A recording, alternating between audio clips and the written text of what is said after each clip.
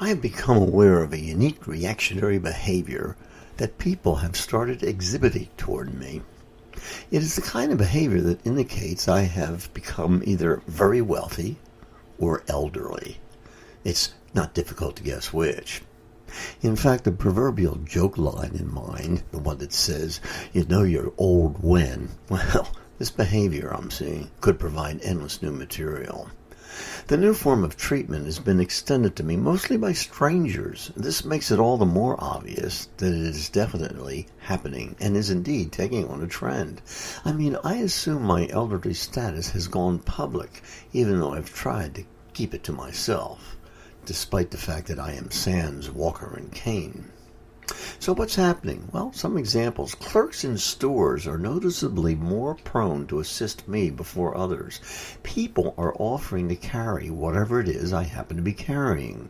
A service counter employee at Home Depot insisted in coming out from behind the counter and going outside of the store to get my wife and me a shopping cart when she noticed we were looking for one. People are beginning to get up and offering their seat when none are left. The phrase, "Can I help you with that?" is ringing in my ears. More doors are being held open for me. All those pill commercials on the news at night, they've become relatable. Any day now I'm expecting a Boy Scout to assist me in crossing the street. Now, I suppose I can take all this either way. I could give in to it and let people wait on me hand and foot, or otherwise relieve me of some of my burdens, especially the physical ones, or I could fight it off for a while more, insisting that I'm not that old yet. I know my physical appearance is getting a bit pathetic. I have a 3-year-old arthritis issue in my lower spine that has supplemented a 3-year-old backache, which rarely takes a day off. All this evilness has caused my body to take on a tilt to starboard. I do not think shims are going to straighten me out. So I have to assume my appearance is taking on that of a bent-over old man. As such, others are prone to want to help me do everyday tasks that are more easily accommodated by straight-bodied people. Don't get me wrong, I can do them. It just hurts a little to do it, and it usually takes me longer. But what is really unnerving is that I came to realize our car has turned into an old person's car.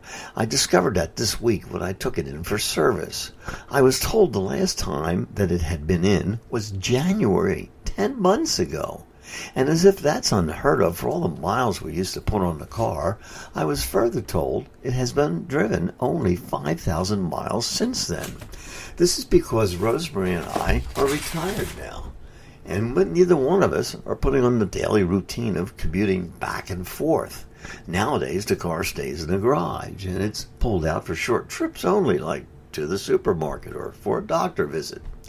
I suppose it will become one of those cars that the neighbors keep eyeing in hopes that we'll give it up and they can buy it for a rip-off price and give it to their kid who's going off to college. So goes the process of aging. It's not a pretty process, and one that will no doubt become more challenging as time goes by. But then I expect more and more folks will be offering to help out in some ways. I wonder if I could persuade one of them to wax the car. I'm Mark Kuhn. Thanks for listening.